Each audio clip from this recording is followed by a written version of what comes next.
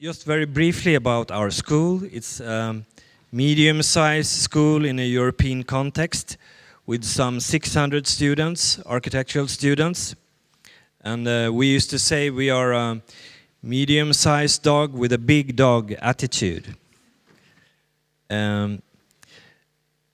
About today, I'm going to make a very short introduction and say a few words also about our collaboration with Oscar Property.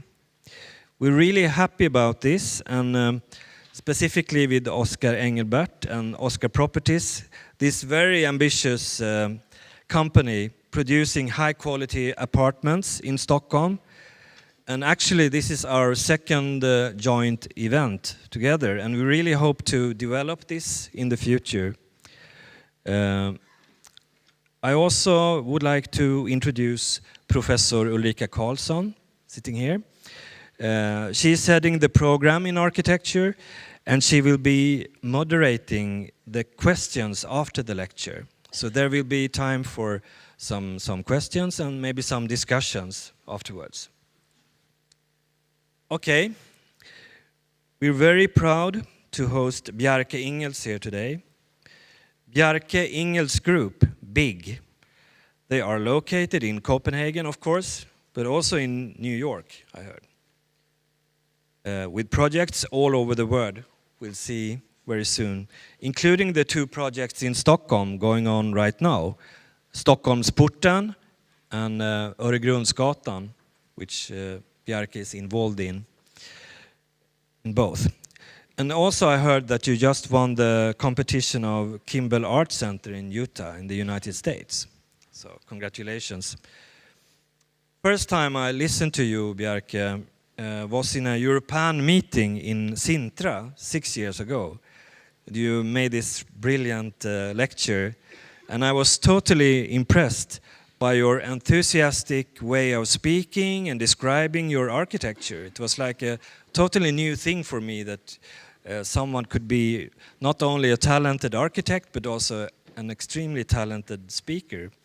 And also sort of giving a big show or a big event, and also being very precise and very clever about discussing architecture. Personally, I like the projects in Örestad a lot, specifically the mountain dwellings and the 8 house. I think there is enormously lack of fantastic buildings and structures in our cities. There's a lack of fantasticness, so to speak. And to me, the projects in Örestad, they exemplifies the architects as a wizard, in a way, which is a good position for our young students to develop in the future, I think. So it's something to learn of. Bjarke Ingels on hedonistic sustainability. Actually, when I was in Sintra, it was kind of a historical moment because me and my former partner Julien had just decided to split up from Plot, and that day I was negotiating the guy who had hamstered the domain big.dk, and I finally got him to cough it up for like 5,000 euros or something. So it was like the genesis of Big. I'd like to, we're sort of here on the invitation of Oscar Properties, because we're starting to do a project in Gärdet. And I'd like to try to show like a few of the projects that we've been developing over the last maybe 5 years, and maybe talk about some of the big ideas that we have sort of developed and that somehow govern our decisions in our work. The first of all sort of being the role of the architect, or what role can architecture play in society. And this is a project we did for, it's a diagram for a project we did called 7 New Denmarks, where we try to organize all of Denmark as a single ecosystem, because we really believe that architects should be designers of ecosystems, not just like pretty facades or expressive sculptures, but systems of both economy and ecology, where we channel not only the flow of people through our cities and buildings, but also the flow of resources. And the importance of this role, you can sort of deduct from the atmosphere in this photo. It was taken at the United Nations Conference on Climate Change. If it's possible in any way to dim the lights on the screen, that would be brilliant. Excellent. So it was taken at COP15 in Copenhagen, and if you look at the faces of Brown, Merkel, especially Sarkozy, Obama, it wasn't exactly a party. It was a complete failure. All of the goals that had been established for the summit were like missed. And the general sort of discussion about sustainability was drowning in this sort of general misconception that sustainability is a question of how much of our existing quality of life we're prepared to sacrifice in order to afford being sustainable. Essentially this traditional Protestant idea that it has to hurt to do good. So when we were asked to look at the Danish Pavilion for the Shanghai World Expo, where the subject of the expo was sustainable cities, we thought, what about a different kind of sustainability? What if sustainable cities would actually increase life quality and would actually increase human enjoyment? That would make it a sort of a lot more desirable agenda. And we decided to design the Danish Pavilion as a sort of condensed streetscape that condensed all of the elements of Danish cities that make them not only sustainable but also more enjoyable. This is the Swedish Pavilion right next to it. And the Danish Pavilion was conceived as this sort of Danish streetscape complete with the blue bicycle lanes of Denmark and the Danish city bikes that we've had for like 20 years. So you could actually sort of bicycle through the experience, sort of through the exhibition, experiencing how nice it is to bike through the city. Like 37% of all the Copenhageners commute by bike. So they're never stuck in a traffic jam. 2 years ago, there was a traffic jam in Shenzhen that lasted 11 days. So some guy was like stuck in his vehicle for 11 days. That's the opposite of human enjoyment. And it was designed so you could actually bicycle through the exhibition itself, making it the ultimate museum for impatient people, because you could actually get through the entire exhibition without missing anything in 2 minutes. It works. And also, Copenhagen and Shanghai are port cities, but in Copenhagen, our harbor water has become so clean you can swim in it. Our first project was the Copenhagen Harbor Bath that extends public life into the water. And we tried to recreate this experience at the heart of the pavilion so the visitors could experience how clean, if not how cold, Danish harbor water is. This is actually my partner Jakob and myself testing the facilities. And we discovered as a way of sort of trying to sort of lure the Chinese into to learn and experience how a Danish sustainable city can actually increase your life quality. We were looking for common denominators between Denmark and China, and we found that in the Chinese public school curriculum, they have 3 fairy tales by Hans Christian Andersen. So all of the 1.3 billion Chinese actually grew up with the story of the Little Mermaid, the national symbol of Denmark. So we proposed to move the mermaid, not a copy, but the actual mermaid, to China for 6 months. When the Danish Nationalist Party, which is sort of the Tea Party of Denmark, heard about this, they tried to pass a law specifically against moving the mermaid. And I had to go to Parliament for the first time to argue her case. And as you can see, we got her. We also had to get her through Chinese customs and into the pavilion. Actually, in her absence, we invited the Chinese artist Ai Weiwei to make an art installation as a sort of cultural exchange. And what he did was he installed a Chinese surveillance camera in the pavilion, this one. And it's the same brand that the Chinese state has installed in front of his house to keep an eye on him. He's like, as you know, very pro liberty of speech. But this one was part of an installation he called the Mermaid Exchange that was basically transmitting live footage to Copenhagen, where she normally sits, so that tourists going in vain would see that she was okay. But more importantly, as a political statement, it was a sort of a loophole in the Great Firewall of China, because for 6 months, it was the only uncensored live TV feed from China to the rest of the world. So essentially, this was the first time we sort of started working with this idea of trying to really focus on how sustainable cities and architecture can actually increase the quality of life.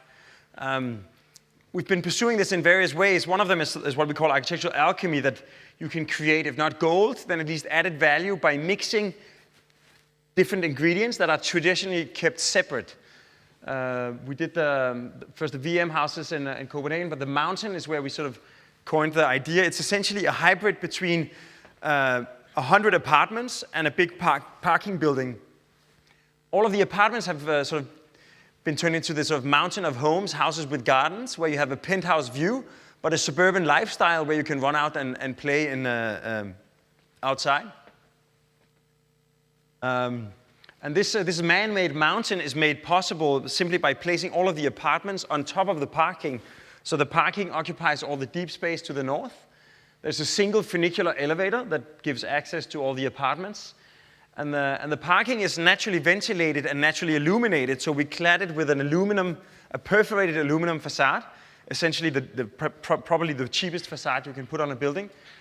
But by sort of varying the hole size in 6 different sizes, and because the holes look dark on the bright aluminum, from a distance it turns into this gigantic urban artwork for free. So we commissioned this Japanese Himalaya photographer to give us this beautiful photo of Mount Everest that really turns it literally into a mountain. This idea we took one step further in collaboration with our client Per Høfner for a project called the 8 House, which is in this new neighborhood at the edge of Copenhagen city. This lake delineates the end of the city, and you have a big park, very much like Gärdet actually in Stockholm. It's going to be part of this new neighborhood. And we decided to sort of work with this idea of like trying to see how the different programs could occupy different positions. Like shops and offices are placed on the ground. To the north, they become a 4-story office building. And we also explored the difference in depth that commercial spaces have deeper floor depths than residential spaces to create this path. It's really placed on the edge of the city. You have this clash of life forms. But more importantly, what we discovered with the 8 House is that this idea of architectural alchemy doesn't only allow us to optimize the conditions for the individual programs, like lifting up the townhouses with little gardens in front up into the sun and the view, sitting on top of a 4-story office building. But it also allows the possibility for spontaneous social encounters or the creation of community that is traditionally restricted to occurring on street level is actually invited to invade the 3-dimensional space of the urban block. So the 8 House is not just like a beautiful facade design or an interesting sort of expressive sculpture. It's really like a 3-dimensional urban condition that invites public life to invade the 3-dimensional space of the block and create all of these different niches and terraces and little intimate urban spaces throughout the 3-dimensional space of the city block. And basically where the 8 House, the figure 8, crosses itself in the middle, basically the 2 buildings block each other's views. So we didn't build any of the floors there. We just made a social tower that connects the entire building from the bottom to the top, where we consolidate all of the amenities of the building that ties the entire building together from the ground to the roof terrace, where there's like this big shared social space for the tenants. And you say this idea was designed to sort of increase the interaction between people living there. So a child living on the penthouse could actually walk down and play with his or her neighbor. But because Copenhagen is this flat, we have absolutely no hills. There is no place in Copenhagen where there's like no Mosebak or like some place where you can go and enjoy the view of your city. Except now people actually go to the 8 House on the weekend and go for a walk, actually sort of seriously increasing the revenue of the cafe that's out there. Because it's really become sort of a man-made extension of the landscape of Copenhagen. And the general idea of the architecture is always synergy. That the facade of the offices become the handrails for the street. the actual handrail itself becomes the street light. So each part of the program sort of is tied together in this sort of a collaborative or interactive composition.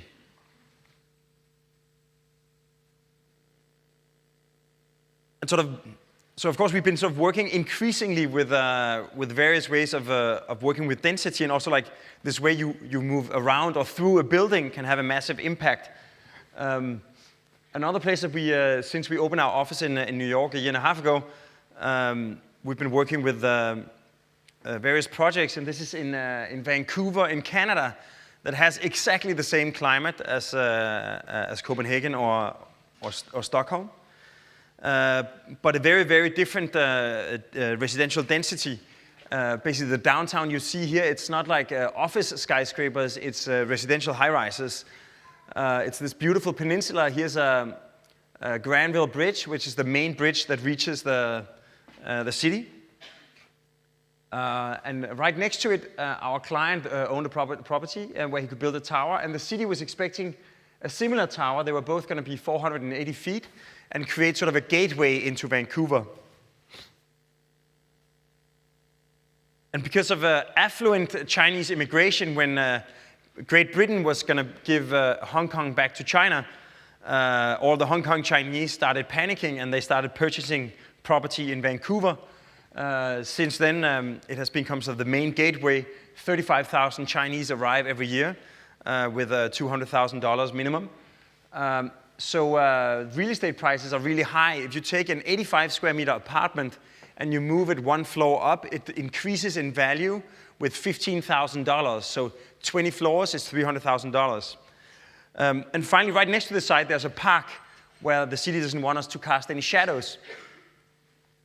So you can see the site that our client owns is pretty tortured. It's like being shredded by this bridge. So he had been working on it for a year, and he wasn't really getting anywhere with something he liked. So we started mapping the different restraints, the setback requirements, the setback from the highway. Another setback, which is a 30-meter setback from any highway, because the city wants to make sure that nobody looks straight out on the heavy traffic. And finally, there's the park, where we're not allowed to cast shadows. So we are left with a tiny triangle, 600 square meters, which even for Vancouver is very small. So we were sort of looking at this, and then we were thinking, if the 30-meter setback has to do with making sure that you have a minimum distance to the traffic, since our client owns the entire site, as soon as we get clear of the highway, we can come back out and essentially maximize the amount of the really nice apartments at the top. As a result, when you drive over Granville Bridge, it becomes as if somebody is drawing a curtain aside and sort of welcome to Vancouver.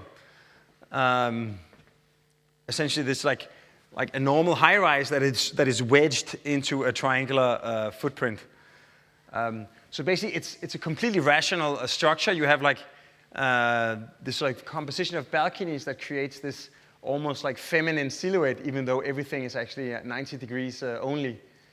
And when you leave the city, this sort of striking landmark in a way, it's not some kind of crazy design. It's simply a question of optimizing the efficiency and the inhabitation of this site. When you look at it on the skyline of Vancouver, you can see it's really one of the boys, but it has this more feminine silhouette to it.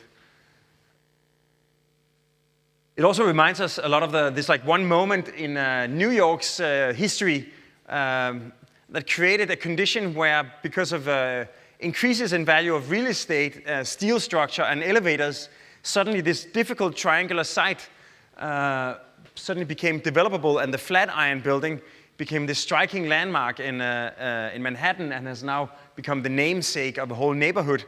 This is like a very similar condition, except ours, we call it the Fat Iron because it's sort of bulging out at the top. You can see, like in a lot of our work, there's like a very intimate relationship between the building and the surrounding city. Like even in the 8 House, where it invites public life into the realm of the city, or with the Fat Iron, where it's really the way that public traffic flows through the site that actually shapes the architecture. In a handful of projects, we've been working very specifically with the public as the goal of a project or the client.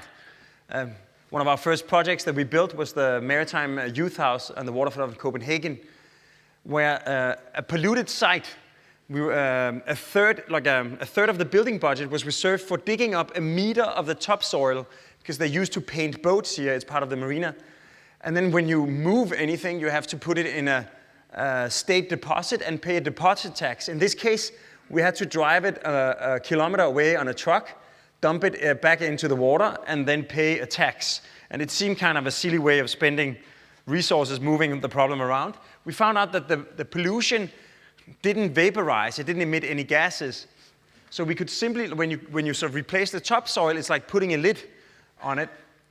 So we basically just proposed to cover the entire site with a big wooden deck, leave the soil where it was, and create this sort of undulating dune landscape out of wood that becomes an informal playground for the local kids. So essentially, by moving resources from the problem, the pollution, into a potential for public space, we could actually sort of create this new public destination in Copenhagen, where the local people actually go and hang out at night.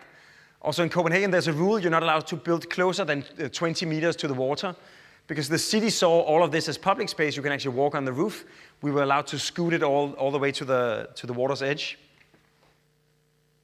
And another kind of project where it was really like, it was all about the public and the public interaction was a project we did for Tallinn, the City Hall of Tallinn in Estonia. And Tallinn has this beautiful medieval city that's UNESCO World Heritage. And the idea was to make a new town hall right next to it.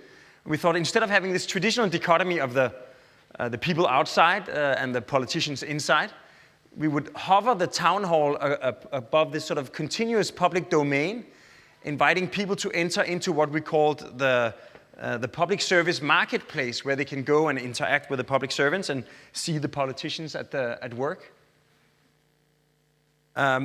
Each department has its own building, creating a public village, but they're like condensed to overlap, so they create a continuous public institution.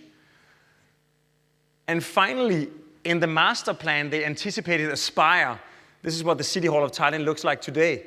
They were somehow imagining a tower like Northern European city halls look like. So we thought, like, let's put the city council inside the tower.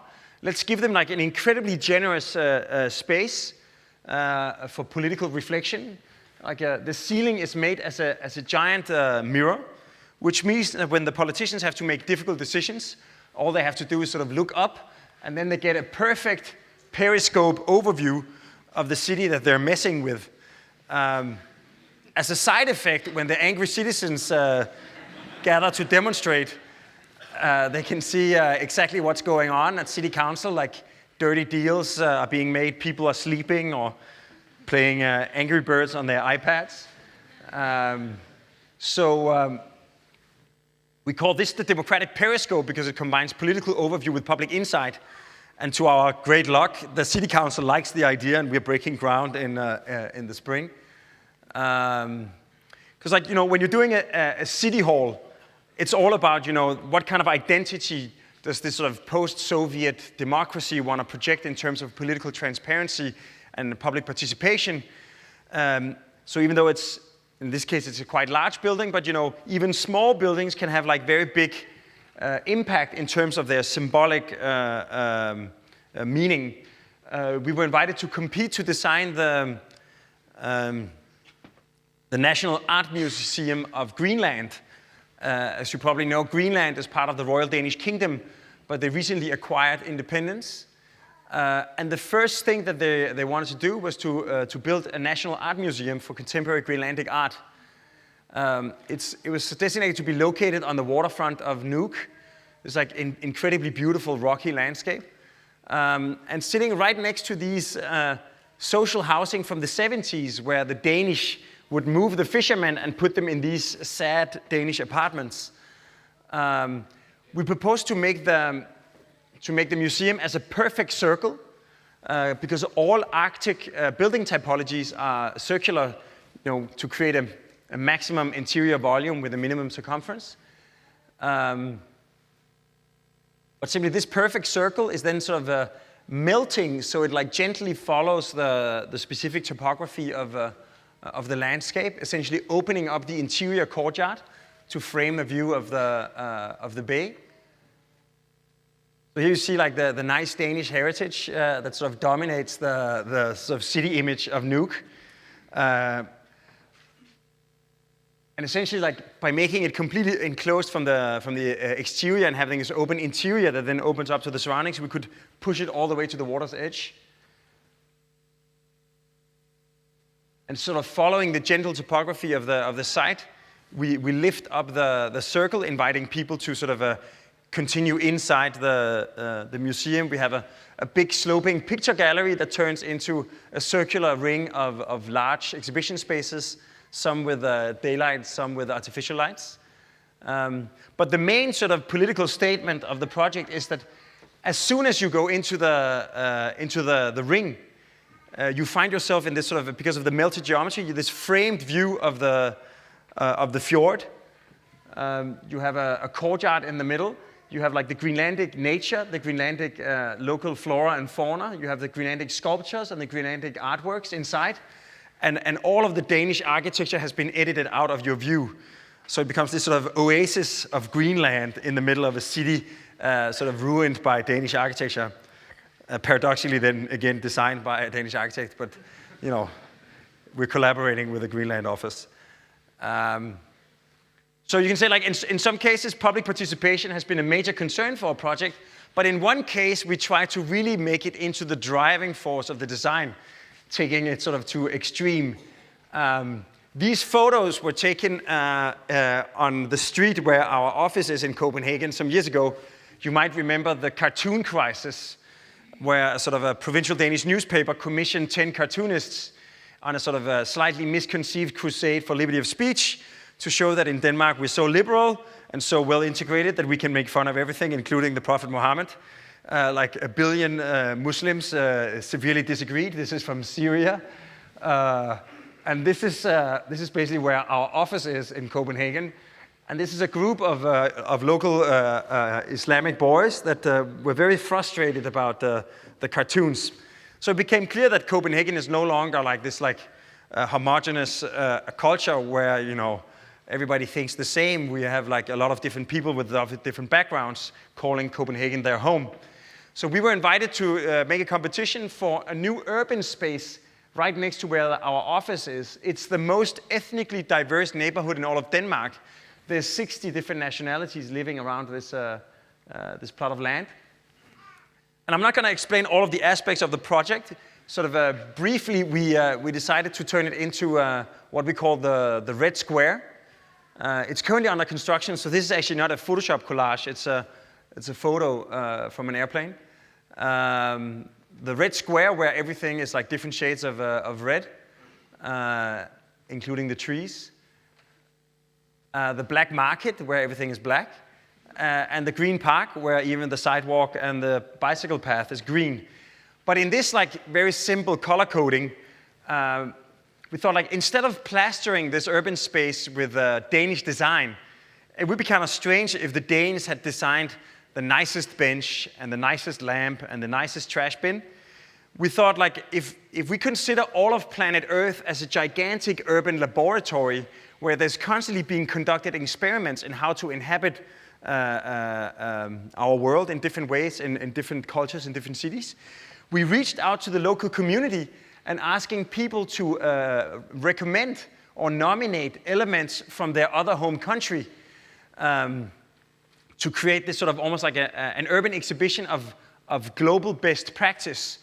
And the idea is that, you know, we don't eat Chinese food or Indian food to be nice to the Indians.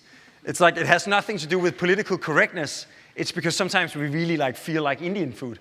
And it's the same, like we don't build a Moroccan fountain to be nice to the Moroccans. We do it because like Morocco has a very long and sophisticated tradition for architectural water features. So now we're building this Moroccan fountain in Copenhagen. We have a mussel beach that combines elements from Venice Beach in LA with elements from Thailand, China. This like crazy Estonian swing. We are actually having some liability issues with this swing. Also, we found this slide in Ukraine. It's actually from Chernobyl, so we had to do a copy because the original is radioactive. The sign on the red square is the sign from the red square. And even if you take something as banal as bollards from Ghana, when you put them in a gray Scandinavian context, they become these incredibly exotic objects. And became like this safari of finding cool stuff from different places, like a bicycle rack with a bicycle pump from Canada. It's a brilliant invention. I can't understand why we didn't come up with that. Also because like the majority of the immigrants have an Islamic background, but everybody has to be represented. From Israel, we chose a manhole cover, basically like an inch of steel, so it's impossible to destroy it. And if you look at the benches, it becomes like this sort of social project, like a Mexican bench formed like an S-curve, so you can see the person you're sitting next to into the eyes.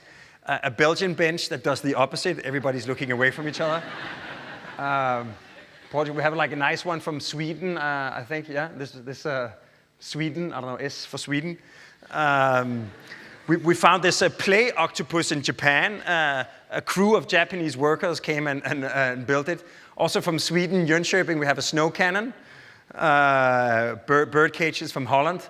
Red trees in the red square. We even found palm trees in China that actually grow in snow. So now we have naturally growing palm trees in Nørrebro. And the last element, like one of the main sort of reminders that you're in a foreign culture when you travel, is actually the advertisement. So as a series of very sculptural lamps, we recreated these billboards that advertise stuff you can't buy in Denmark. My favorite is this one. It's a sign for a dentist in Qatar. And of course, the red square accumulates all these elements from Soviet and communist countries, including Muscovite, which was one of the worst cars ever produced. So you can say, in a way, like this sort of Copenhagen urban space, like rather than perpetuating this sort of petrified image of Denmark as a homogeneous culture, it really truly reveals the real cultural diversity of contemporary Copenhagen and turns this diversity into the driving force of the design. It's opening. It's already partially in use, but it's opening in May. That brings me to sort of the last category of projects that currently interest us quite a bit, which is what we call sort of social infrastructure. And you have like a lot of sort of examples where the infrastructure of the past can be reinvented as infrastructure for culture and leisure in the present.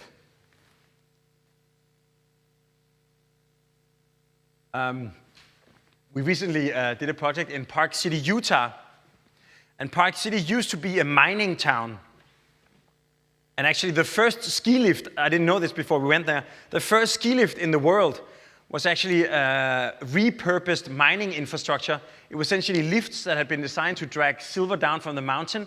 And when the silver ran out, they had to do something, and they started dragging skiers up the mountain. So essentially, that's what happened to Park City. The plumes of smoke of the past has become like clouds of snow cannons in the present. You probably know Park City from the Olympic Games in 2002 in Salt Lake City, and also the Sundance Festival that has made its home in Park City. And in the middle of the city, the Kimball Arts Center is another repurposed infrastructure. It's a former garage that has turned into an art museum. And we were invited to look at making a new sort of expanded art museum for the Kimball. This is the garage where the Kimball is today. And here in the background, you see a building called the Coalition Building. It was the tallest landmark structure of Park City when it was a mining town. It was where all of the silver lifts came in, and you unloaded the silver onto the trains. It was like an 80-foot tall structure, like this big wooden cabin that rose above the skyline of the city. Tragically, it burned down in the 80s and have now sort of disappeared. And if you look at Park City's development historically, the Kimball Arts Center is right here in the middle. And recently, the main arrival from Deer Valley Drive, the main road that goes through the mountains, actually sort of arrives right in this point.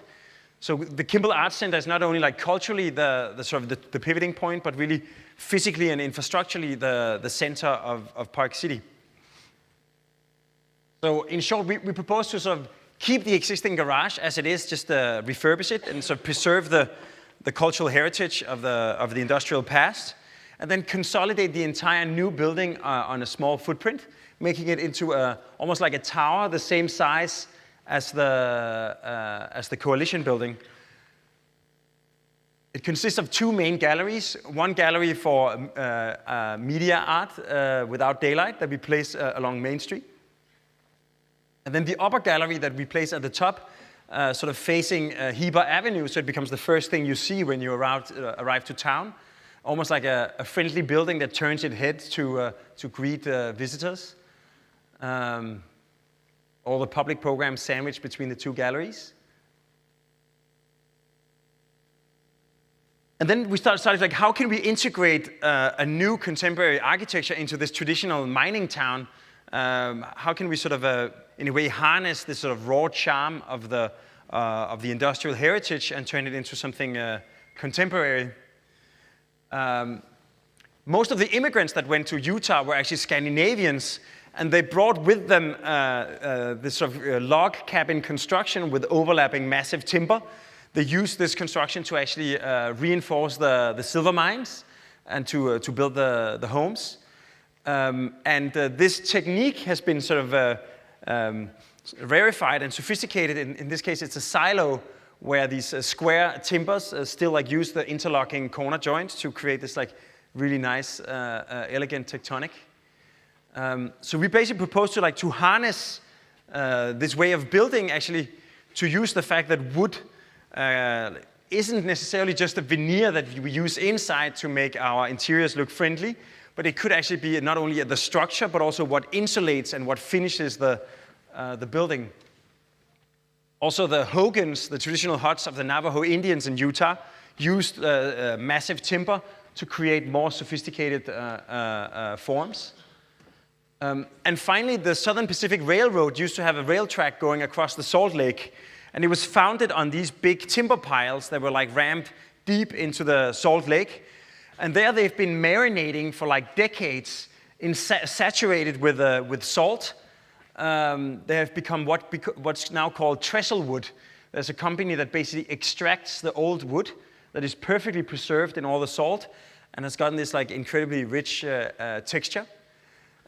So we basically propose to sort of really like extract this wood that is a remnant of the railroad infrastructure and use the sort of the old log construction to build this new art museum. So essentially, the new building, you have the stacked logs, and as the sort of upper gallery turns, basically using the thickness of the logs, we can actually, just by rotating each log a little bit, we can actually create like this sort of organic curve in a completely simple and traditional building technique, the upper galleries and the roof garden. It becomes like this sort of incredibly traditional way of building used in a very, very contemporary expression. Also, like the old sawmills actually were big wooden frames with a steel structure inside. And essentially the galleries and the artworks, they require more precise climatization. So the two stacked galleries are simply a steel structure nested inside a wooden frame. And all of the circulation is really sort of integrated in this turning wooden structure. So we just presented the project, and as you just learned, we won the project a week ago. And so hopefully, if you go to Sundance in the summer, like in the winter of 2016, you'll see this gallery turning its head, looking down Main Street. When you enter into the lobby, you follow the raw timber of facade up onto the restaurant, which is like sandwiched between the galleries. You can extend out on the roof terrace on the garage and continue up with the light washing down the solid wood, passing the workspaces of the gallerists. And then finally the upper gallery, which is this big, beautiful daylit space that has like an impressive view for people sort of arriving. They'll be able to see what's happening in the upper exhibition and be able to look into the lower part. So it becomes like this incredibly inviting little art museum. So essentially this sort of general idea that in this case, once infrastructure has been decommissioned, we totally know how to reinvent it for cultural purposes. Another example is that we got invited to do a competition for the Danish Maritime Museum. Today it's located inside Hamlet's castle in Kronborg, but it just became World Heritage.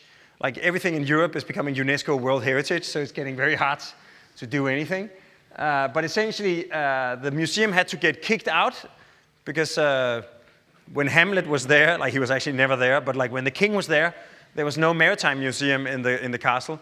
So they proposed to put it in this old dry dock where they used to build ships. The problem was that the museum program was twice the size of the dock itself. So we would basically drown the dock in museum program, creating this sort of claustrophobic museum.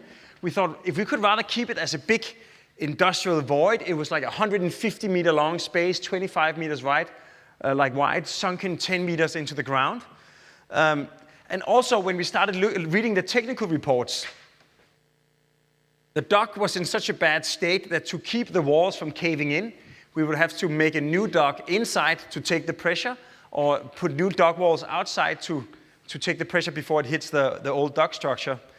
So we thought, if we're going to make a new dock wall anyway, why not leave enough space between the new and the old dock walls to incorporate the museum, essentially to turn the museum brief inside out, creating this like big industrial void. This is the original shape of the dock. Also, it became the answer to like an unresolvable dilemma that UNESCO said that the museum had to be completely invisible so we wouldn't block the view of the castle. But of course, the museum director and the sponsors, they wanted some kind of architectural masterpiece that would attract people to visit the museum. And by turning it into a void, we could combine the need for invisibility with the sort of desire for exposure. A visit, you would like walk down this zigzag bridge that would take you into the museum. Each bridge contains programs for the museum, for exhibitions, for auditoria, for restaurants. And the bridges also bring daylight into the exhibition. So even though the entire museum is actually 10 meters below the surface and 8 meters below the water, it's like this very open and daylit space. When we sort of submitted this project, we thought that it was a little bit tricky because there was one condition in the brief, and that was that you couldn't build outside the dock. And we put the entire museum outside the dock. But the jury liked it, and we won the competition. But then something strange happened. The Danish Architects Association, which is basically my union, they sued the client for having chosen a project that broke the conditions of the brief, which seriously made me reconsider my membership of the Danish Architects Association. But happily, the clients had gotten so excited by the idea that they thought, okay, we cancel the competition and we hire big as our architects. So now we broke ground and we're building this surreal project. Like now what used to be a void has become like almost like a ship sitting in an even bigger void. It's also paradoxically the tallest structure we've built in Denmark, but from zero and down. It's pretty absurd. That takes me to the last category of social infrastructure, which is the biggest project we've done now, which is the Loop City in Copenhagen. We were commissioned by the 10 municipalities of metropolitan Copenhagen to look at tying these different municipal cities together with a new train line. And we thought, like, instead of just looking at Copenhagen or even just looking at Denmark, right on the other side we have Sweden. We have a bridge connecting the two sides. It's the most sort of economically active areas in southern Scandinavia. And by just adding a small 5-kilometer bridge, we can turn it into a continuous public loop where no area is further away than 40 minutes by public transportation. And it becomes not only an infrastructure for public transport, also for waste management, water management, a smart grid that combines the hydroelectricity of Sweden with the wind power of Denmark. Also like joining all of the most prosperous businesses in the region into this sort of new binational capital city that will also introduce pink in a Scandinavian flag for the first time, and has exactly the same size as the San Francisco Bay Area. And the main idea is like, so basically it's only because of the national divide that we haven't been considering this a single metropolitan region until now. And one of the ideas is really to mix all of the different infrastructures, so the train line, the smart grid, everything is really nested into this very dense new urban loop. The first kind of project we're going to be realizing that sort of embodies this potential is in downtown Copenhagen. We won a competition to design a waste-to-energy power plant. And essentially it transforms household waste. 3 kilos of waste turns into 4 hours of domestic electricity and 5 hours of heating. Seen as a resource, a ton of trash is also almost the same as 2 barrels of oil. If you look at these waste-to-energy power plants, they're like ugly boxes. And if they have to be in the middle of the city, you somehow have to be very careful about it. It's going to be the tallest and biggest building in Copenhagen. It's right next to the Copenhagen Marina and right next to this place where the local boys go water skiing. And Danes, actually, I'm sure that both Norwegians and Swedes laugh about this, but Danes really love to ski. We just don't have any hills. We have snow, but we have no slopes. So we thought we might not have mountains in Denmark, but we have mountains of trash. So we basically decided to check, I think it's Isabel. I'm not totally sure. Can anyone recognize it? No Swedes can recognize their own hills. I think this is Isabel. It's 150 meters vertical drop. We have 95 meters, so we make a mini-put version, saving the Copenhageners like 5 hours on a bus. And essentially we just wrap the machinery with a continuous sloping roof. Instead of making a visitor center where school teachers would drag children and force them to listen to how trash turns into energy, it's an elevator that takes you to a green, a blue, and a black ski slope, and actually allows, you will simply have to look out for Danish alpine skiers in the World Championships from 2016, because we'll be able to practice at home now. Miraculously, we did win the competition based on this idea. Seen as an overall, the facade is a green facade where the vegetation actually filters daylight into the workspaces of the power plant. And you can say like the slide I opened with, this idea of creating cities as ecosystems is very close to coming to fruition here. It's like not only do we harvest the resources locally, the rainwater, the daylight, the natural ventilation, but also together with the city, it forms an entire ecosystem. Finally, like it's going to be the cleanest waste-to-energy power plant in the world. Smoke coming out of the chimney is completely clean, but it does contain CO2. And working with the German artists Realities United, we developed this idea of the mouth of the chimney is designed so that each time there's 100 kilos of CO2, it puffs a gigantic smoke ring. And of course, on one hand, we like this idea that it's the ultimate artistic expression of hedonistic sustainability. The chimney becomes so clean that it becomes something playful that puffs smoke rings. But more importantly, one of the main drivers of behavioral change is knowledge, that if people don't know, they can't act. Nobody knows what CO2 is. It's uncountable. If you come to Copenhagen in 2016, you just have to count the smoke rings, and when you've counted 10 of them, we just emitted exactly 1 ton of CO2. Actually, since then, we took the sort of this technology here, or like the idea of skiing on the roof. We won a competition to design a ski resort in Levi in Lapland in Finland.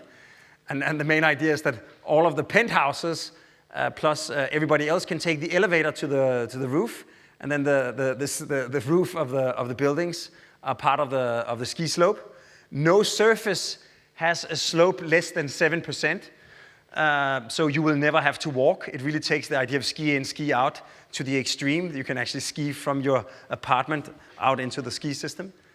And of course, the sloping roofs create these like charming spaces. This is scheduled to break ground actually almost this year, according to and in 3 years you should be able to do some serious roof skiing. This brings me to Stockholm. We've been sort of involved in Stockholm since the very early beginning. We spent quite a substantial part of our lives trying to work on Slussen in vain. But in a way, not so long ago, we got invited to look. A year and a half ago, we got invited to look at a project that could be like Slussen 2.0. It's Stockholm Sportin. It's the main entry into metropolitan Stockholm from the northwest. It's a huge area, and they wanted to create some kind of a landmark where the two highways cross each other, and you come out of the tunnel, like the first thing you see when you get to Stockholm. But it's such a big space. Here we try to map the two highways into, and then we took the Arc de Triomphe and the whole neighborhood in Paris. As you can see, it's a gigantic area. More than a landmark, what they really need is an urban master plan.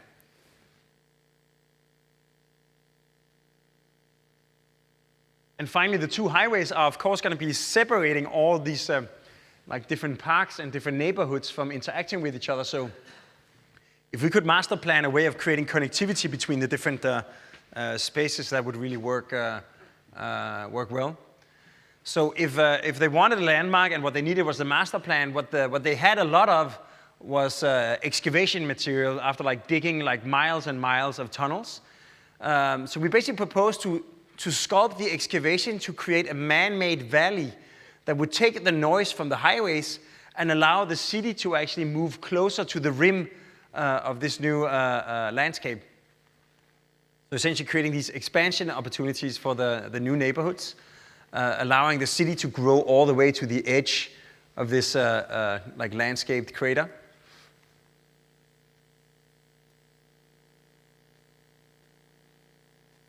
Here you see sort of life on the edge of the park. You could imagine like a series of public institutions that would sort of inhabit this circular promenade with all the sort of the park spaces in between. But this didn't really make any landmark, and also more importantly, the whole idea of creating this lively park space for social life around the highway was going to be completely invisible from the elevated highway. So we were like thinking, how could we do something? Also, we didn't want to put some kind of big building in the middle. It wouldn't make any sense because like the program was going to be on the perimeter. So we finally found this gigantic weather satellite developed by NASA in the 60s, or the material is this very, very resistant chrome film. We imagine it could be like a giant road mirror, so that when people arrive to Stockholm, they see this immaterial object hovering in the sky that actually shows all of the park and the life of the city around them, sort of hovering in the sky like a Globen 2.0, this time taking off from the ground. So essentially making the whole master plan visible to the cars. We have to confess, we did the competition right before Christmas a year and a half ago, so we had model materials in the office. And essentially this immaterial landmark is tied to the ground, creating some piston power, and also the solar exposed hemisphere is embedded with photovoltaics that can deliver a lot of energy to the expansion of the neighborhood, but 10% is taken as a small tax to keep a pump and a heating element running to ensure enough pressure and enough updrift to keep this giant balloon hovering. It has a single stick and like these 3 cables that keep it in place. So if there's a catastrophic failure, it's not going to land on the cars. So basically, we proposed this idea that we allowed us to design this like big, beautiful secret valley around the park and have this immaterial monument hovering above the highway to reflect the life around the Stockholmsgate. And to our complete surprise, we won the competition and are now happily engaged with trying to figure out how to actually do this. But it's kind of a wonderful challenge. Moving a little bit closer to town, Gärdet is this like this big green park, not unlike the site we're building in Ørestad, right across from Celsing's nice film museum and right next to the harbor. That's also gradually sort of converting into spaces for culture and leisure. And we were asked by Oscar to look at creating a building on this corner. And of course, you have this sort of amazing opportunity that you have 270 degrees of park. And we thought like maybe we would sort of try to sort of in a way create an overlap between the city and the park to consider the entire site as one form of landscape. Simply lifting up part of it to create private gardens for the residents while leaving the courtyard public, allowing people to pass through the building. And then essentially, we propose to sort of lift up the perimeter to match with the surrounding city. And sort of as a way of sort of redistributing the building mass, we propose to push down the southwest corner, opening up to the park, and in return, move that building volume to the northeast corner, creating almost like a man-made kull overlooking the roofscapes of the surrounding cities. So it becomes like this sort of gently pixelated undulating landscape, and you can really see the sort of the extension of the facade lines of the neighboring buildings being carried through, and only deeper into the plan it sort of rises up, opening up basically everybody to face the view. Looking at the apartments themselves, like the sort of pixelated roof landscape becomes like this cluster of little private gardens, designed in such a way that like 3 to 5 of them like group together to create like these like 3-dimensional gardens for the people living there, designed in such a way that you can actually step straight out of your apartment and then sort of visit these different levels. So you get this like very sort of exciting garden of plateaus. And essentially it becomes almost like a very low resolution photo of a hillside where you have like these different kinds of landscapes occupying the different pixels, hard pavements or plants.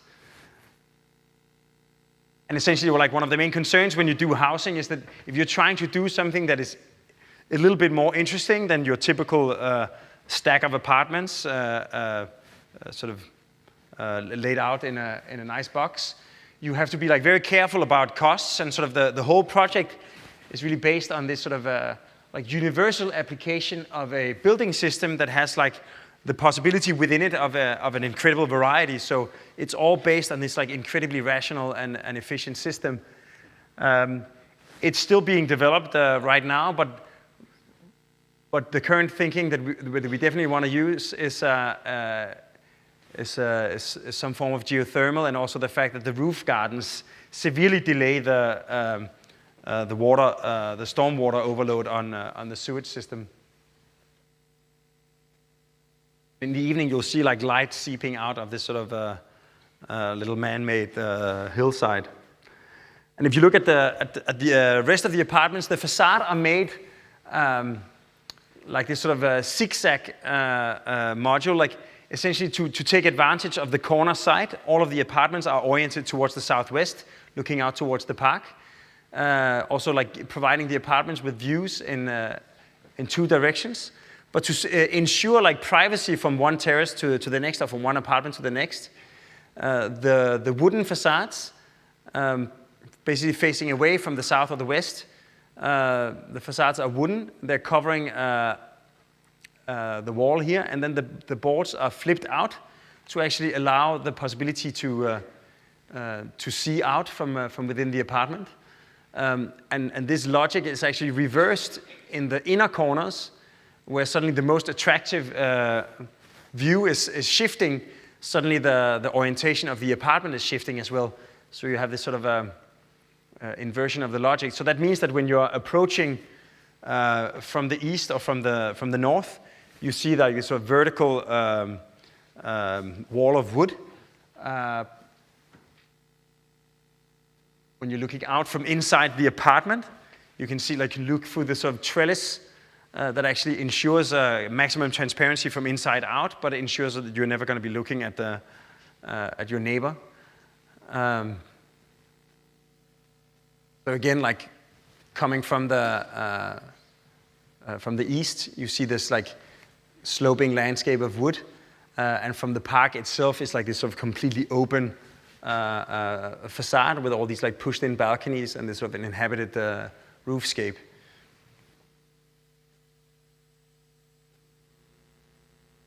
So like these like very, very gentle facade lines that are made out of something completely modular and orthogonal.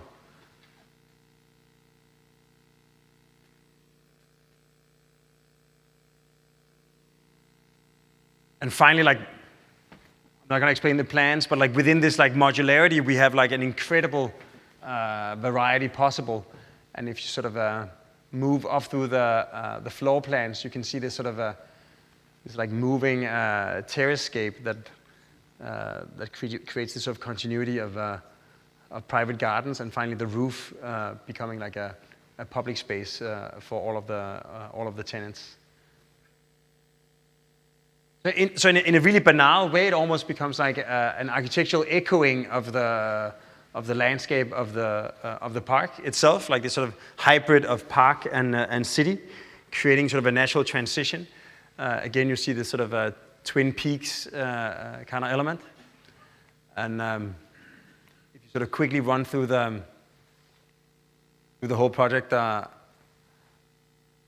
once again, also trying to sort of, the whole idea of trying to introduce wood as the main perceived material in a large building is relatively new.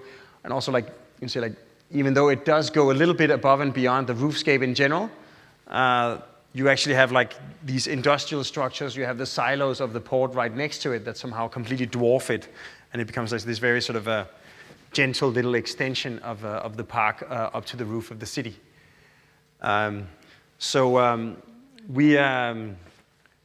We're quite optimistic about this project, and hopefully in 3 or 4 years, this could be a view walking down in a Colin Nutley movie in Gärdet. As a last thing, I'd like to share with you, and maybe you could test the volume. Oh, you did it? Excellent. Perfect.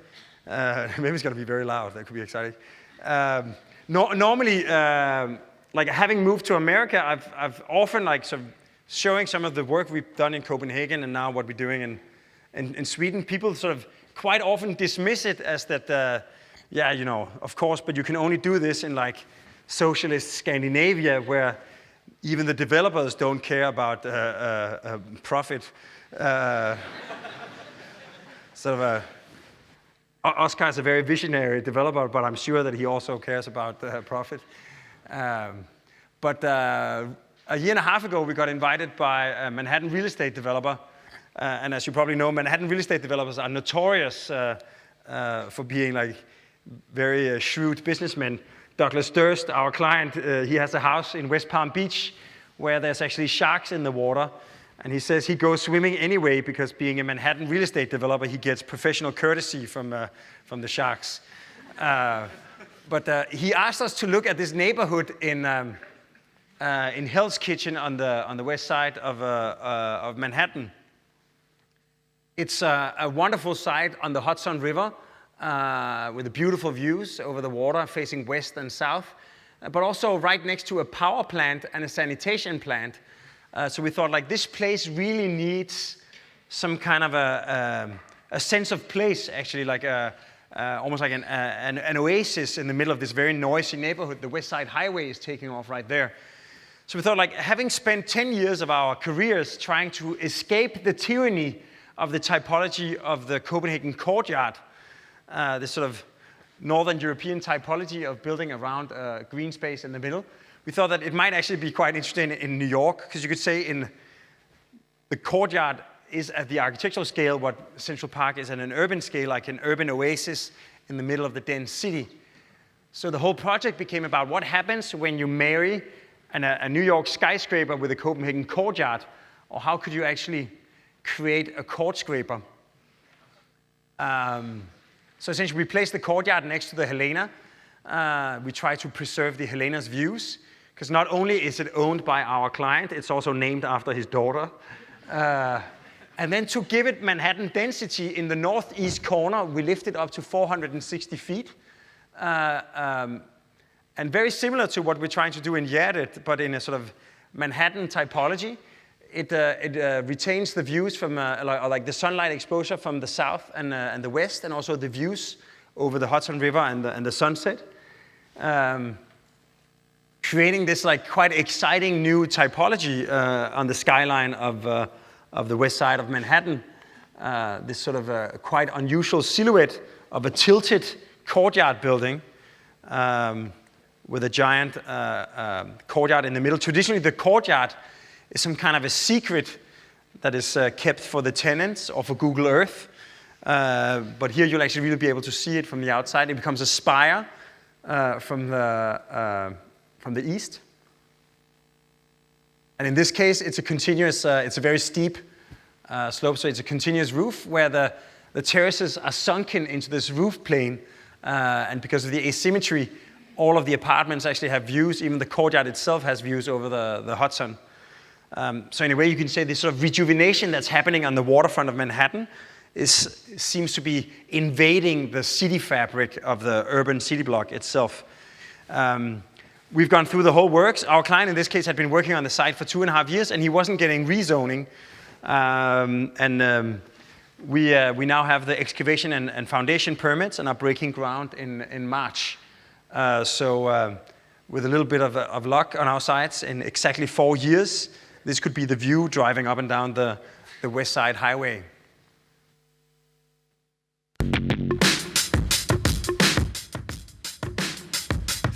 Yeah, I'm out at Brooklyn. Now I'm down in Tribeca, right next to the Narrow. But I'll be hood forever. I'm the new Sinatra. And since I made it here, I can make it anywhere. Yeah, they love me everywhere. I used to cop in Harlem. All of my Dominicanos right there up on Broadway. Brought me back to that McDonald's. Took it to my stash spot, 560 State Street. Catch me in the kitchen like a Simmons whipping pastry. Statue of Liberty. Long live the World Trade. Long live the King, yo. I'm from the Empire State.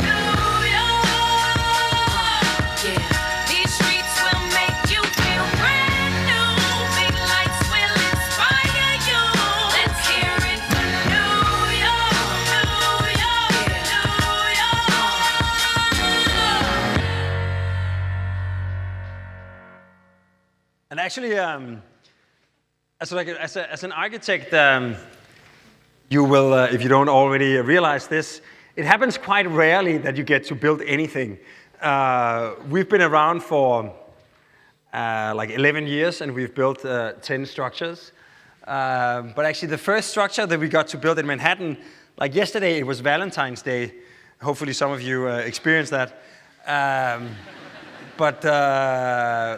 We got invited to do this public artwork in the middle of Times Square. I'll just essentially it's a sculpture of 400 acrylic tubes. Some of them have LEDs inside, and when people touch this plate, it starts beating. And when more people either touch the plate together or touch each other, it measures the amount of resistance as it goes through all of the connected bodies, and it beats stronger and stronger the more people get engaged. Here's a small sample, and it's, even though it looks like there is a three-dimensional heart in there, it's just a forest of columns that create this illusion. So here's a small taste of what it looks like. Push me, and then just touch me, till I can get my satisfaction. Push me, and then just touch me, till I can get my satisfaction. Satisfaction.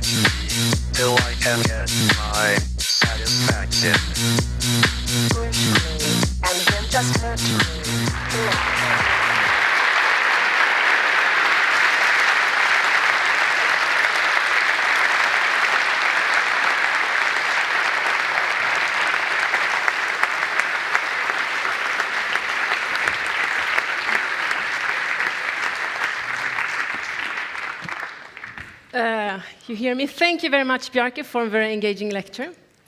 And I'm sure there are very many questions in the audience, but I'm going to take the opportunity to ask the first question. And I mean, you have a very engaging lecture, and and you're very, very rhetorical. And not only verbally, but also the projects are very rhetorical, architectural rhetoric. The project seems to have a clarity. They are legible. The figure is present.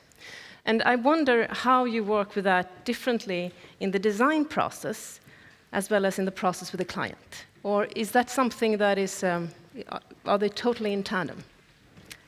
Yeah, like, I think first of all, the way we work, and I think the way all offices work, but I think in many ways we have really taken the consequence of this. We always collaborate, even internally in the office. Like I'm here with my partner Jakob Lange and my colleague Catherine Huang, who are responsible for the Gärdet project. So, and I think more than those two, there's like two more people that have been part of the team. Maybe even a handful more during the stressful moments. So in that sense, it's always a collective effort. My old Danish teacher, which would be the equivalent of your old Swedish teacher, I guess, she always used to say that if you don't write clear, it's because you don't think clear. Okay. And I think I think we do discipline ourselves quite a bit in trying to think clear and speak clear and draw clear. Because like, if everybody is unclear, then the only thing that's clear is that everything is unclear. It's like nobody will understand each other. If Kat cannot express what she means, I won't understand it, and it's going to be this like nightmare of frustration. So in that sense, we do spend quite a lot of effort in like reiterating what is this project all about. And also the way we interact with the clients. In this case, like Gärdet, for instance, was not a competition. It was a commission, so we had the luxury of actually having multiple meetings with the clients, and we could present some ideas, and some ideas were more successfully received than others. And that allowed us to sort of strengthen the arguments towards why did we go this way and why we're not going this way. And sort of, I think in that sense, it's not like we sit down and think, and then we make the project, and then we make a presentation. The design process is actually a continuous reiteration of what ends up being the presentation. Mm. Interesting, very interesting. Any questions in the audience? Up there. Hi. Actually, when I see your presentation and all the things that Big did on the website, that when you design some project, you have a really clearly, like, directly principle. But as we know, when we do the architectural designs, that it's kind of complicated experiences. So maybe sometimes we'll met some problem, which is like kind of try to broke your first principle. So I'm kind of wondering how you solve that problem. Did you get the question? I got slightly lost 2/3 into the question. Maybe just recap the main. It was like. Okay, so it's like you have like really clearly and directly principle when you try to design some project, but sometimes the process is not that simple. It's really complicated. Yeah. So if there's some issue, try to broke your first principle. Like maybe they can satisfy this aspect, but not satisfy that one, which is also necessary aspect. How you solve that? I mean, I think also, I think I get it. I mean, I think there's like different. There is a certain like we made a book about our work that we called Yes is More, which is the sort of manifesto for an inclusive approach to architecture, not only in the city, you know, that buildings can be inclusive, invite people or life or the city to engage, but also that the design process at Big is inclusive in that it actually invites and incorporates input from outside the office, like from the clients or the neighbors or the politicians or the building regulations or the financial limitations or whatever it is, to inform our design decisions. And I think in the beginning, when we look at a lot of different approaches, it also becomes a question of trying to find out what can this project be all about. It's of course a question of establishing criteria. What's going to be the biggest problem in this project? What's going to be the biggest potential? What are the key criteria that's going to inform our design decisions? But I think quite often architecture suffers from the fact that you are trying. I like the image of an angry baby that's sitting with this baby toy, where you have to combine a brick with a certain shape with a hole that has a similar shape. And it's trying to train the baby to recognize a circle and put it in a circular hole. But sometimes the baby is going to try to smack the square through the circle, and no matter how much it insists, and it might even like hammer it through, but it's going to destroy both the square and the circle. That's often what architecture is very much like, that you're trying to take a preconceived idea and you're going to try to force it through, and every single condition that you encounter becomes like an obstacle.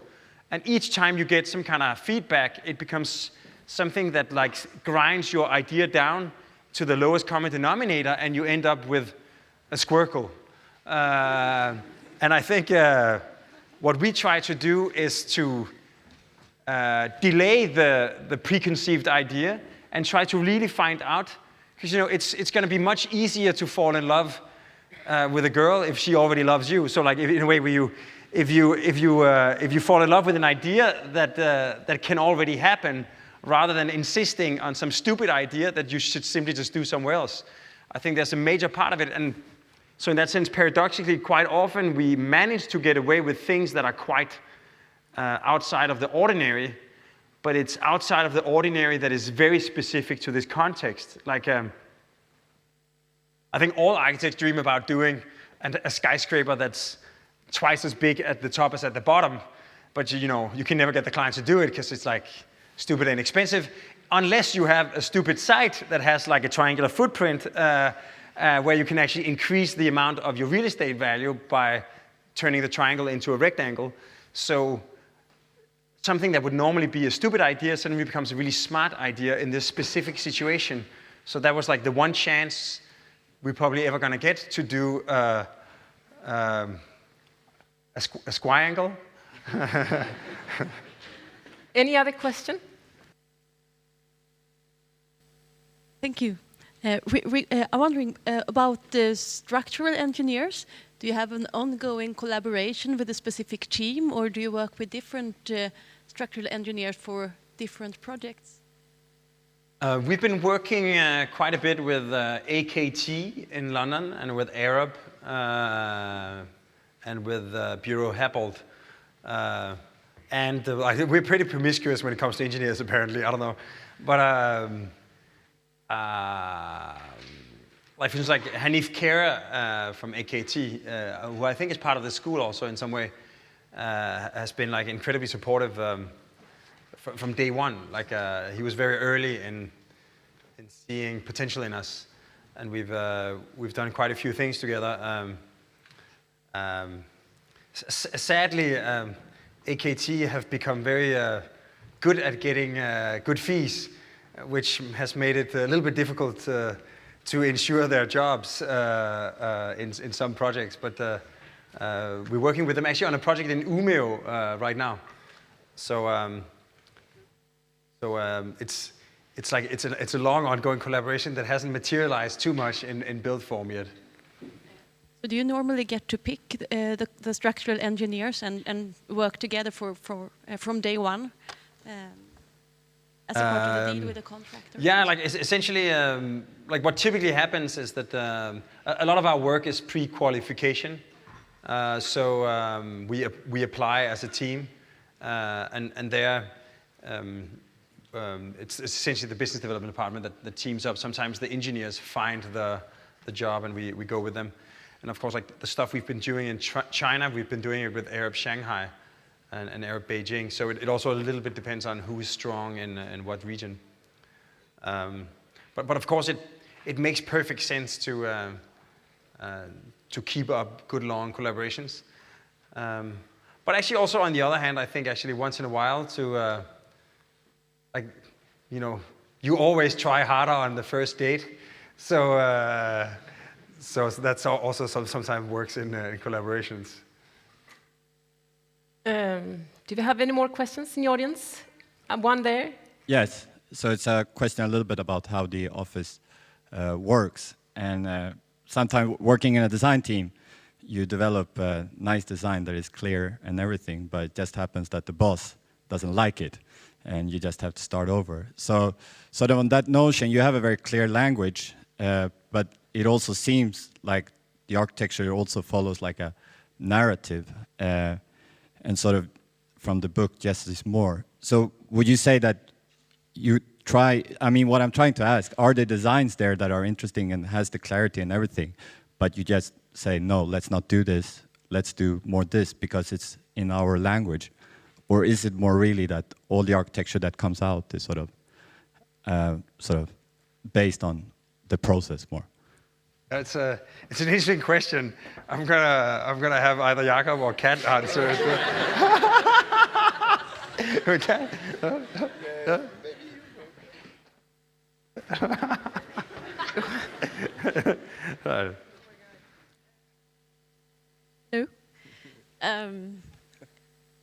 I think there is a distinct language that we do use, but it's not something that's so conscious. It kind of arises from a lot of parameters. And the way we respond isn't so much a language as kind of trying to think more for the social kind of benefit. There's always kind of, I think, I'm an American, so I see architecture a little bit differently, and I ended up in Scandinavia, is there is kind of a bigger care for the social good that you don't see in the States, and a lot of the work isn't so much a response to kind of trying to create a social good.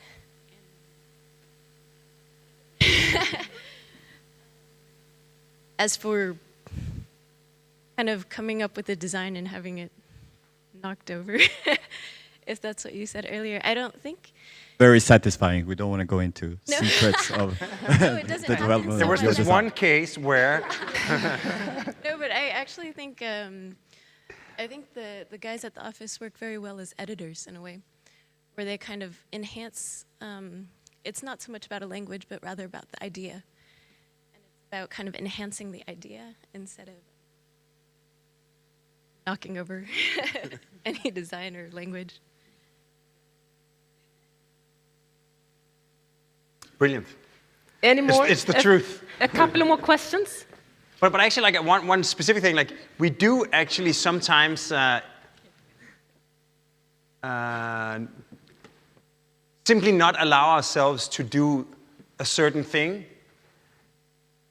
because somebody has done it in a similar way, where we would be essentially like, and it's a kind of silly thing, but it's also like, you know, it's like for us, the joy of the journey is the exploration of uncharted territory. And sometimes, because we do return to, in a way you can see the building we're doing in Stockholm and the building we're doing in Manhattan is the same typology. It's an asymmetric courtyard typology, but it's, because they're in different contexts, they're quite different still as architecture, but they're somehow a similar DNA. But one has been living in a very tall building, like a tall city, and one has been living in a more sort of a friendly Scandinavian city. And that creates like very different architectures. So sometimes we do revisit the same vocabulary again and again and again until we are really done. But certain things, if it's too much the turf of one of our colleagues somewhere, we wouldn't really go there. I actually had a very interesting experience last night. Somebody sent me a letter to the editor that a lady called Katarina wrote. She's from Testbed Studio in Malmö in Arkitekten. Does anybody read Arkitekten? Well, I do. The Swedish Arkitekten. And it was quite charming. It was like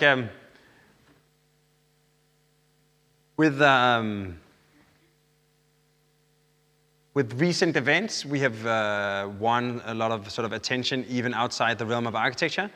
And now suddenly some, in my mind, really like low-level blogger from one of the tabloids in Denmark has put a lot of attention on trying to, you know, it's too suspicious that we seem to be doing interesting things even on a global scale. We must be cheating or stealing or whatever. And he had found that Testbed Studio designed a spiral bicycle parking for Malmö that, you know, has curving ramps with bicycles like our Danish Pavilion in Shanghai. So his statement was that we simply stole the design, and he tried to call them up and try to have them say that we stole their design. And they didn't want to do that. They sort of disagreed, and they also, so like she also writes a whole essay about exchange of ideas and originality and so on and so forth. And then, and in general, it's just like being a really nice and sort of friendly colleague. I wrote her some kind of a thank you mail for being so nice. Because I actually do think that since what we are trying to do is discover things, if you go where everybody else has gone, you won't discover new things. And in that sense, sometimes there might be a really brilliant solution to something that or like really, really attractive solution, but we're not gonna go there. We're gonna focus our time on one of the other directions because it's less explored. Yes, I had a question, sort of drawing back to yours, and also when you're talking about the baby with the circle and the square, and you know, not a lot of, I mean, you're based in Scandinavia and you've done a number of work here, but you've also done it abroad, but now you've opened an office in the States, and it's a much different context there. There's not the same kind of social responsibility, and my question was, do you approach projects there differently, knowing that you don't have the same kind of structure, infrastructure that you have in Scandinavia? And instead of just designing a building or an idea, but try and spread it out in a larger context. Are you conscious of that? I mean, I think one of the things we discovered, like, is sort of if you're doing an urban space in, you know, like for example, with the number 8. It was quite clear also for the client that the challenge of this neighborhood is if it's going to be lively or not, because it's like a pioneering neighborhood. So the whole idea about even walking up into the building was embraced as an idea of creating community, and that actually really works in Denmark. And we did notice that in New York, we kept drawing benches and places to sit, and they just kept saying that's going to attract the homeless people. And of course, you have to somehow work with that reality. You can't just be like blue-eyed and lame, because I mean, it won't be nice if there's a crackhead sleeping in front of your daughter's apartment on the west side. It's like, it's going to be really not nice, and then she's not going to live there, and then, so you somehow have to try to find ways of working with those mechanisms. One thing I do actually realize is that, because in Scandinavian socialism, social responsibility is also to a large extent state-sanctioned, or we expect the state to take care of culture and social issues. And of course, I also agree. But one of the things that exist in America much, much more is private philanthropy and cultural entrepreneurism and social entrepreneurism, that the people that actually have certain capacity are naturally expected to be involved in these things. So there is also a kind of dynamism, or maybe there's like a social entrepreneurship. Entrepreneurship in terms of philanthropy and cultural philanthropy, social philanthropy, is something that is less known in I think in Scandinavia. You more have like some kind of state body that takes care of that.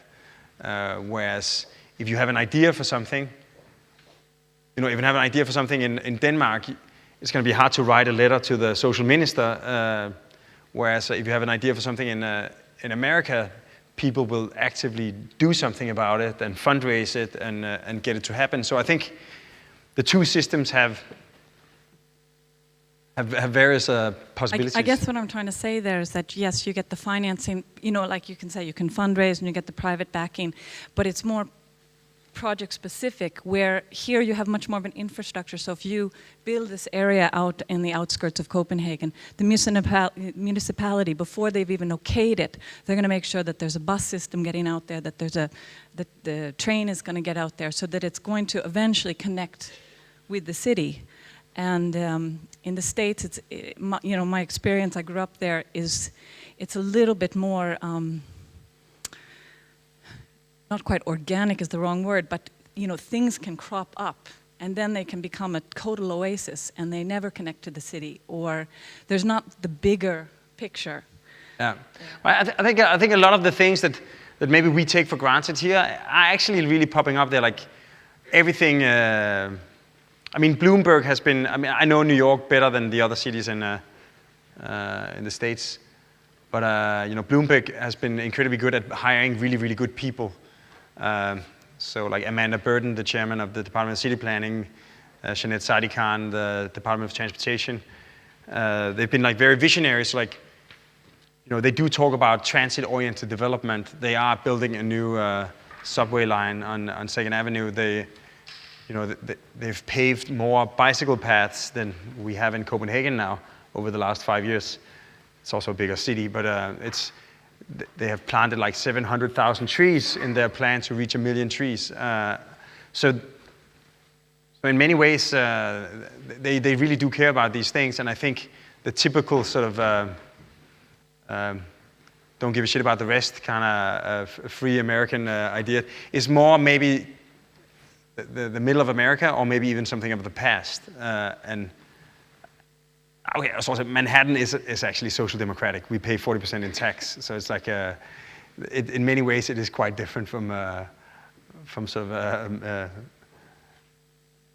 Difficult to use New York as an example, since it exists much more like a European city. But if you go to the Midwest, where you have large, medium-sized cities by American terms, and they barely have public transportation, let alone bike paths. And no, it's just a question if it's something that you're engaging in as you're starting a practice over there, something that you're thinking about, because I would imagine your approach to those kind of projects would be different than yeah. We're not going to go into politics, but I do think that one of the reasons that we have we have a fair amount of opportunities. Yeah, sorry, take that microphone before she she restates the question again. No, like I think one of the reasons that we're actually getting like quite good opportunities is that I actually think that America has, in a bizarre way, been really split between having like 99% super corporate offices, and then the avant-garde was, you know, West Coast crazy, like sort of funky shapes that are like difficult and expensive, but don't really do anything in terms of their, you know, performance. They just look amazing or whack. And I think also like timed with the crisis, everybody was asking us why on earth are you opening up office in America when you should be opening office in China, because that's where all the growth is. I actually think that America had an interesting moment where post you know, financial crisis and bank collapse, the sort of America got so challenged as a superpower that everybody sort of naturally started questioning all of the recipes of the past and this sort of, you know, big car model that made sort of most of the car companies crumble.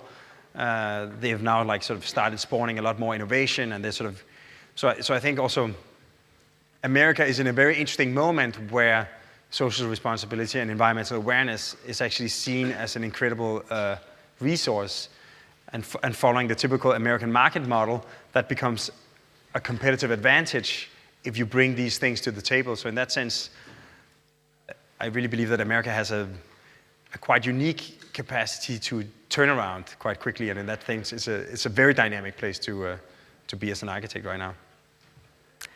Thank you, Bjarke. Thank you very much for a wonderful lecture.